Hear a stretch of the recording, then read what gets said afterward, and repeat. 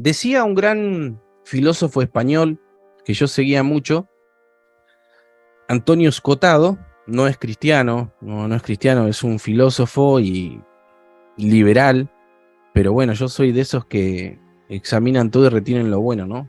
Pero es una persona que ha valorado mucho el pensamiento clásico, es una persona muy interesante. Le he robado mucho a él porque cuando lo conocí me impresionó mucho su forma de pensar. Y él dice algo que es muy interesante, y esto lo llegó al conocimiento de esto después de muchos años.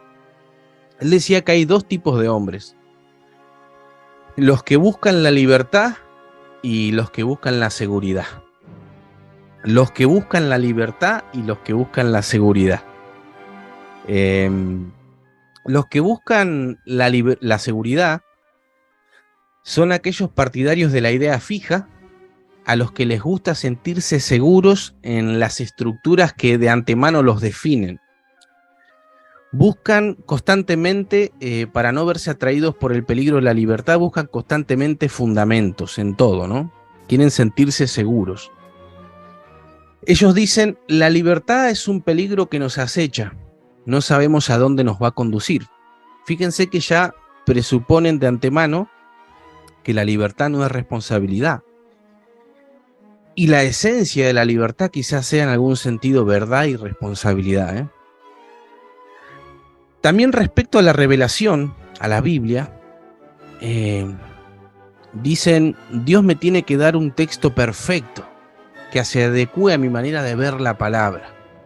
Si encuentro, por ejemplo, un manuscrito que no coincide con otros o un supuesto error en la Biblia, ya no es digna de confianza.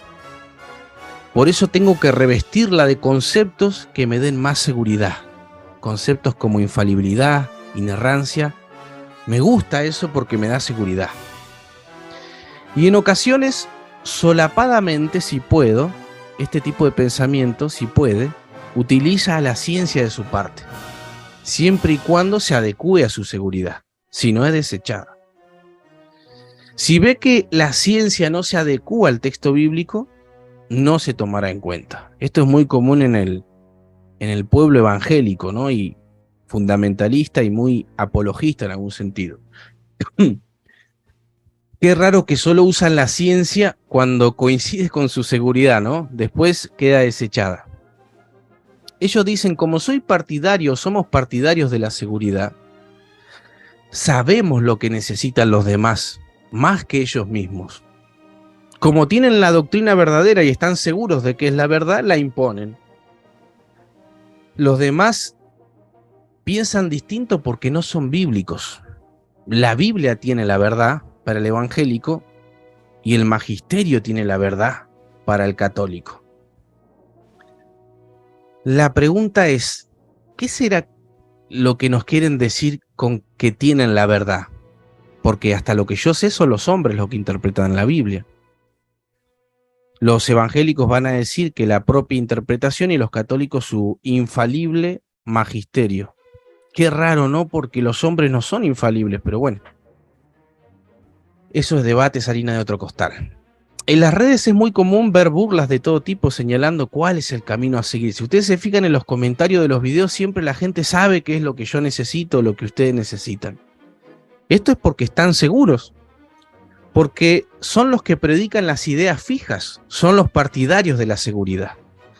Es más, se juntan entre ellos y festejan tener la verdad. Inclusive algunos tienen el tupé de sacar videos y poner guía para convertir a los partidarios de la libertad o guía para convertir protestantes. Qué sé yo, cosas así, ¿no? Les encanta revestirse de piedad. Hablan de caridad, pero después se burlan de otros pastores. Dicen amar al prójimo, pero los debates no tienen problema en ridiculizar a los que aman. Están cómodos en su seguridad, que hasta los números que usan los protestantes se encuentran al demonio. No sé si les recuerda algo eso. Pero ¿cuál es el problema con la seguridad? El problema es la anticipación. Es la adecuación de la realidad a sus sistemas y no la de sus sistemas a la realidad. Es por eso que solo es cuestión de tiempo para el ocaso de estas estructuras. Pero ojo, pueden aparecer nuevamente porque la seguridad y la libertad son inherentes a la condición humana. ¿Cuáles son las consecuencias del pensamiento fijo de los partidarios de la seguridad? El pensamiento fijo se expande en las vidas y no nos damos cuenta que estamos presos de él. Esto se ve muy claramente en la cotidianeidad. Cuando te vean sospechoso de la libertad, te van a tirar con dogmas y con una Biblia en la cabeza. La seguridad pone primero la doctrina y después al hombre. Cristo pone primero al hombre y después a la doctrina o a la tradición. Pero el pensamiento fijo, queridos amigos, queridos hermanos, no es absoluto. Es posibilidad en el hombre. Y muchos somos partes de él sin darnos cuenta que estamos dentro de esa estructura. Recordemos que el hombre es finito y esta vida solo se vive una vez. La existencia auténtica es aquella que es consciente de que está abierta al mundo y se crea un proyecto de vida porque sabe que lo único seguro que tiene es la muerte. Aunque sabemos que como cristianos hay una esperanza, pero en esta tierra lo que más seguro tenemos es la muerte. Ante tal condición de posibilidad, no podemos negociar nuestra libertad y someterlas a estructuras innecesarias. Ese es el tema, ¿se dan cuenta? La estructura innecesaria. No es que esté mal ser parte de una estructura. Todos estamos en ellas. Lo que me parece que está mal es ser parte de una estructura de manera acrítica y defenderla sin ser conscientes de que muchas de las cosas que dicen y se practican en estas estructuras no son verdades absolutas, aunque se las quiera relacionar con Dios, sino que son invenciones humanas, estructuras de poder que pretenden anular y condicionar la libertad de las personas. No me malinterpreten, hermanos, escuchen bien esto porque después en los comentarios me doy cuenta que o no ven los videos hasta el final o interpretan mal muchas veces. No estoy diciendo que salgan de sus congregaciones o sus iglesias o de la iglesia católica, de lo que sea, sino que no asuman las cosas como dadas, no las naturalicen como diciendo siempre fueron dadas así desde la fundación del mundo. Si vas a permanecer en un lugar en el que estás, asegúrate de hacerlo porque Dios te lo pide y con amor sostener tu vida en esa estructura, porque es inevitable, todos estamos sujetos a ellas. El tema es la perspectiva, el tema es cómo vos te situás en ella. La realidad de los hombres siempre está sujeta al cambio, al devenir histórico. Las ideas y el etos de cada comunidad siempre están precedidos o precedidas de un acontecimiento histórico que los hizo brotar.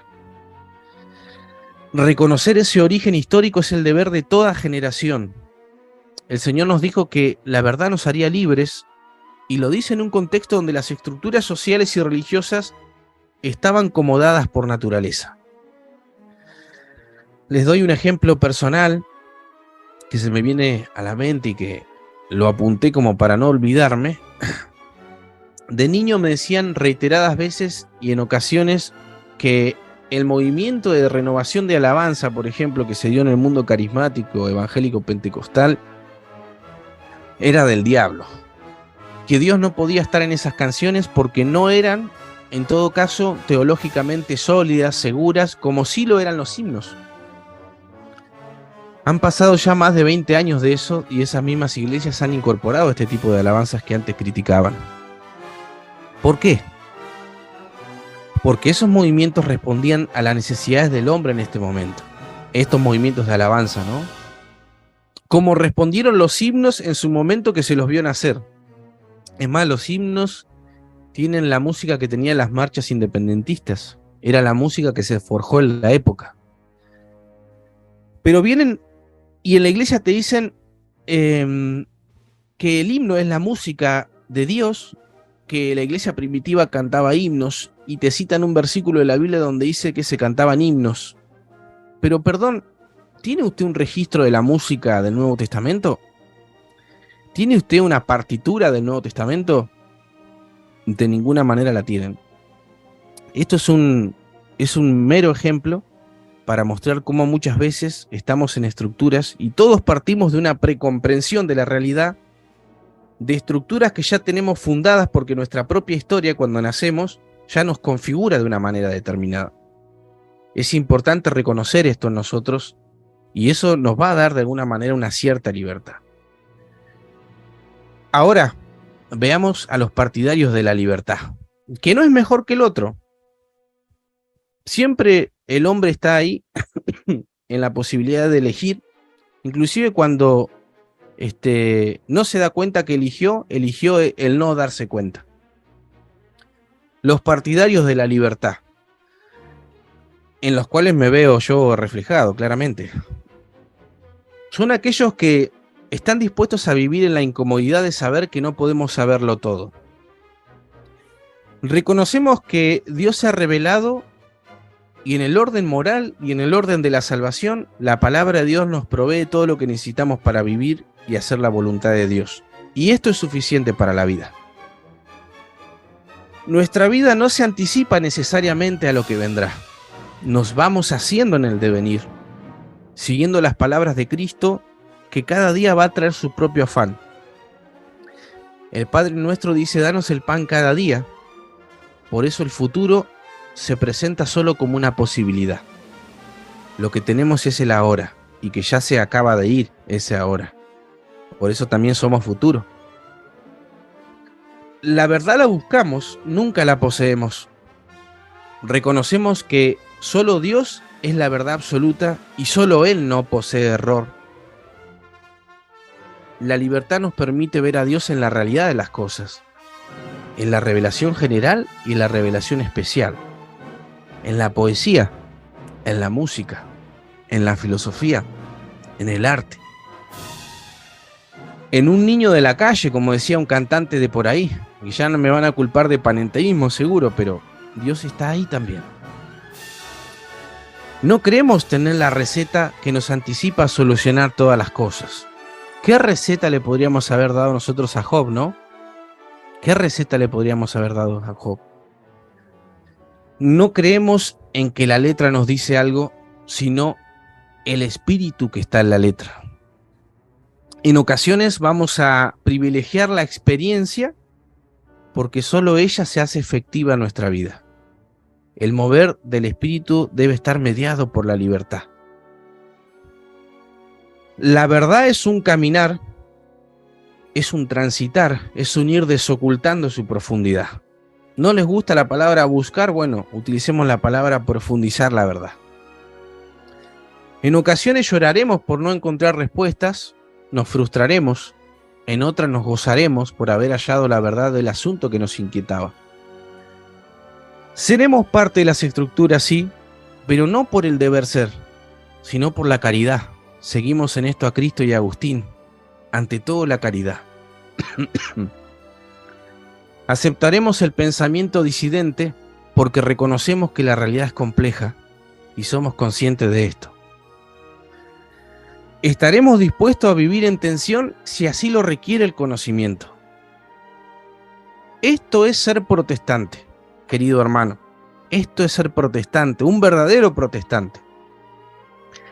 Y cuando digo protestante no me refiero a ser parte de una confesión específicamente protestante, es decir, ser luterano, calvinista o ser de los apéndices de la Reforma, sino que me refiero al espíritu protestante, caracterizado por no conformarse al statu quo, por desafiar la jerarquía que no fundó Cristo, por el libre examen de la realidad, por no dejarnos definir por un magisterio, ni por un fundamentalismo evangélico. Amamos las Escrituras porque ese es nuestro punto de referencia, que elegimos pero con libertad. Por más que digan que es inconsistente, todo lo que quieran, elegimos nosotros tener el principio rector de nuestra vida en la Escritura, y en ella nos vemos reflejados en nuestra propia existencia, no solo desde la letra y la literalidad, sino del espíritu de esa letra. Y la riqueza de interpretaciones en el mundo protestante, y los que somos partidarios del espíritu protestante, es el resultado del hombre falible, Pero Dios está exento de eso porque Él es perfecto. Sabemos que todo es interpretación porque cada hombre es historia y está ya configurado desde una precomprensión. Por eso no nos queda otra que pulir nuestros propios prejuicios. Por eso ser protestante es ser libre. Estamos seguros, pero en Dios.